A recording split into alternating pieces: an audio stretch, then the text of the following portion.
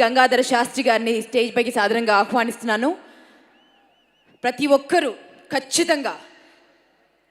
ఖచ్చితంగా మనము భగవద్గీతను వినాలి, నేర్చుకోవాలి. ఈ సినిమా చూసిన తర్వాత చాలా మంది పేరెంట్స్ లో ముఖ్యంగా పరిణామం వస్తుందని మనస్ఫూర్తిగా ఆశిస్తూ వారిని మాట్లాడవలసింది రిక్వెస్ట్ చేస్తున్నాను. ప్రారంభంలో నేను పాడుతూ సంభవామి యుగే యుగే అన్నాం. ఇది సంస్కృతం. దీనికి అర్థం తెలియడం కోసమే ఏ కాలంలో ధర్మానికి నష్టం జరుగుతుందో, ఏ కాలంలో ధర్మానికి హాని కలుగుతుందో ఆ సమయంలో పరమాత్ముడి క్యారెక్టర్ ఏమిటంటే, పరమాత్ముడి ఆలోచన విధానం దుష్ట శిక్షణ, శిష్ట రక్షణ, ధర్మ సంరక్షణ. దీన్ని నిలబెట్టేందుకు పరమాత్ముడు ఒక అవతారం తీసుకుంటాడు, కొన్ని సోల్స్లోకి ప్రవేశిస్తాడు. అలా ప్రవేశించిన సోల్సే ఖచ్చితంగా ఎవరి దగ్గరికి తీసుకువెళ్తే ధర్మం కరెక్ట్గా జనాల్లోకి వెళుతుందో, ఎవరైతే కరెక్ట్గా తీసుకువెళ్ళగలరో ఆయనే శ్రీ బోయపాటి శ్రీను గారు. మనస్ఫూర్తిగా అభినందనలు. ఆయన నాకు స్టోరీ చెప్తున్నప్పుడు మనకి ఛాందోగ్యోపనిషత్తు ఒక గొప్ప మాట చెప్తుంది, తత్వమసి అని. తత్ త్వం అసి అంటే అదే నీవు అయి ఉన్నావు. అంత డెడికేషన్తో చేస్తే మాత్రమే ఈ ధర్మం జనాల్లోకి వెళ్తుంది.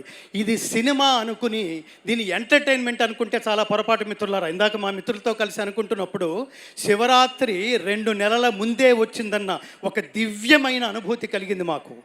ఎప్పుడైతే బోయపాటి శ్రీను గారు నాకు నిజానికి ఈ సినిమాలో కీలకమైన సన్నివేశంలో 2 భగవద్గీత శ్లోకాలు నా చేత పాడించినందుకు ముఖ్యంగా బోయపాటి శ్రీను గారికి, బాలకృష్ణ గారికి, అలాగే నిర్మాతలకి, అతి ముఖ్యంగా పాటని స్వరాన్ని తనే అయిపోయి భావించి ఒక తపస్విలాగా చేయగలిగే తమన్ గారికి ప్రత్యేకమైన కృతజ్ఞతలు తెలియజేసుకుంటూ, భారతదేశంలో గుర్తుపెట్టుకోండి మిత్రులారా, ఈ సినిమా నుంచి మనం బాగుంది, బాలయ్య గారి నటన బాగుంది, బాలయ్య గారి నటన ఎప్పుడు బాగానే ఉంటుంది. నాకు ఇటీవలే ఒక్క విషయం చెప్పి నేను ముగిస్తాను. ఇటీవలే నాలో సనాతన ధర్మ బీజ జ్ఞానాన్ని నాటి ఇటీవలే నన్ను వదిలి వెళ్ళిపోయిన మా నాన్నగారికి అత్యంత ప్రీతిపాత్రమైన నటుడు నందమూరి బాలకృష్ణ గారు. ఎందుకు నాన్న అని అడిగితే నాన్నగారు చెప్తుండేవాళ్ళు, ఎన్టీ రామారావు గారి తర్వాత ఒక్క శరీరంలో మాత్రమే ఒక డైలాగు అంత పండుతుంది నాన్న, ఫ్లూటు జింక ముందు ఊదు, సింహం ముందు కాదు అని చెప్పాలన్నా ఆయనే. రెండవది మనకు అర్థం కాకపోవచ్చు, వాగర్ధావివ సంపృక్తౌ వాగర్ధ ప్రతిపత్తయే జగతః పితరౌ వందే పార్వతీ పరమేశ్వరవు. అది కూడా అంతరమ్యంగా అంత భక్తి పారవశ్యంతో ఇమిడిపోయేది ఒక్క బాలకృష్ణ గారి నటనలో మాత్రమే, ఆ శరీరంలో మాత్రమే, ఆ జన్మకి మాత్రమే. కాబట్టి పరమేశ్వరుడు ఇంతమందికి ఈ కాంబినేషన్లో ఒక ధర్మాన్ని నిలబెట్టడం కోసం బోయపాటి శ్రీను గారు నాతో మాట్లాడుతున్నప్పుడు ఈ సినిమా సారాంశం అంతా 4 ముక్కల్లో ఏమిటో తెలుసా మిత్రులారా? ప్రతివాడు గుర్తుపెట్టుకుని ఆచరించవలసింది దైవభక్తి, దేశభక్తి, కర్తవ్య నిష్ఠ, నిష్కామ కర్మ. దానికోసం ప్రాణత్యాగం చేసినా కూడా ఓకే అన్నాడు పరమాత్ముడు. శ్రేయాన్ స్వధర్మో విగుణ పరధర్మా స్వనుష్ఠితాత్ స్వధర్మే నిధనం శ్రేయ పరధర్మో భయావహ. మీలో ఎంతమంది హిందువులు ఉన్నారంటే చాలామంది చేతులు ఎత్తుతాం. కానీ దురదృష్టం ఏమిటో తెలుసా మిత్రులారా? కాశ్మీర్లో ఇటీవల పాయింట్ బ్లాంక్లో గన్ పెట్టి నువ్వు హిందువా అని అడిగితే నేను హిందువునే అని చెబితే 26 మందిని చూస్తుండగా కాల్చిపారేశారంటే సనాతన ధర్మానికి కేంద్ర బిందువైన భారతదేశం, రాముడు పుట్టిన దేశం, కృష్ణుడి పుట్టిన దేశం, ధర్మం ప్రపంచానికి పంచిపెట్టబడిన ఈ దేశంలో హిందువా అని అడిగి మరీ చంపేశారంటే హిందువులు ఉన్నట్టా లేనట్టా? హిందువులు ఉన్నట్టా లేనట్టా? సనాతన ధర్మం బతికి ఉన్నట్టా లేనట్టా? ఈ ప్రశ్నలకి సమాధానమే మనలో ఉన్న సనాతన ధర్మాన్ని, సనాతన ధర్మ తత్వాన్ని జాగృతం చేయడం కోసమే మన మధ్యలోకి తీసుకొస్తున్న ఈ త్రిమూర్తులు బాలకృష్ణ గారు, అలాగే ఈ చిత్ర దర్శకులు బోయపాటి శ్రీను గారు, ఆచంట నిర్మాతలు, ఈ త్రిమూర్తులు వీటికి ఒక సోల్ లాంటి తమన్ గారు. మనం గుర్తుపెట్టుకోవాల్సిన బాధ్యత ఇక్కడ చప్పట్లు కొట్టి వెళ్ళిపోవటం కాదు. ఈ సినిమా నా దృష్టిలో ఎంటర్టైన్మెంట్ విత్ ఎన్లైటన్మెంట్, అంటే వినోదంతో కూడిన ఆత్మజ్ఞానం. కోట్ల సినిమాలు వస్తే అలాంటి వాటిలో ఇలాంటి సినిమాలు రేరెస్ట్గా ఉంటాయి మిత్రులారా. దీన్ని అర్థం చేసుకోవడానికి ప్రయత్నిద్దాం, ఈ సినిమా తత్వాన్ని దీన్ని ఆచరించడానికి ప్రయత్నిద్దాం. భగవద్గీత అంటే మతం కాదు, నా చేత అది పాడించారు. భగవద్గీత అంటే మతం కాదు, జ్ఞానం. భగవద్గీత అంటే జీవన గీత, మరణ గీత కాదు. భగవద్గీత అంటే ఉన్నత వ్యక్తిత్వ వికాస బోధనం, ఉత్తమ జీవన విధాన మార్గం. గీత నేర్చుకుంటే రాత మార్చుకున్నట్టే, అది ఈ సినిమా సారాంశం.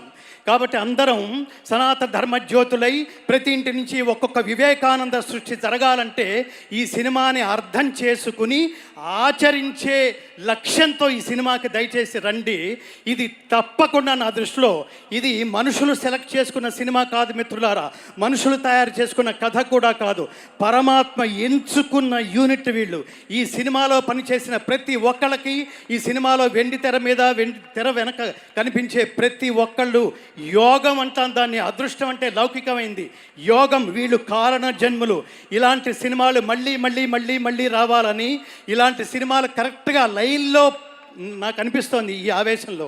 ఇట్లాంటి సినిమాలు బోయపాటి శ్రీను గారి దర్శకత్వంలో లైన్లో 10 సినిమాలు వస్తే భారతదేశంలో సనాతన ధర్మం సెటరేట్ అయిపోతుంది మిత్రులారా. నాకు అంత పెద్ద హోప్ ఉంది, సెటరేట్ అయిపోతుంది. మేము ఖచ్చితంగా హిందువులం, సనాతన ధర్మ బంధువులం అని మనం కరెక్ట్గా చెప్పుకోగలం.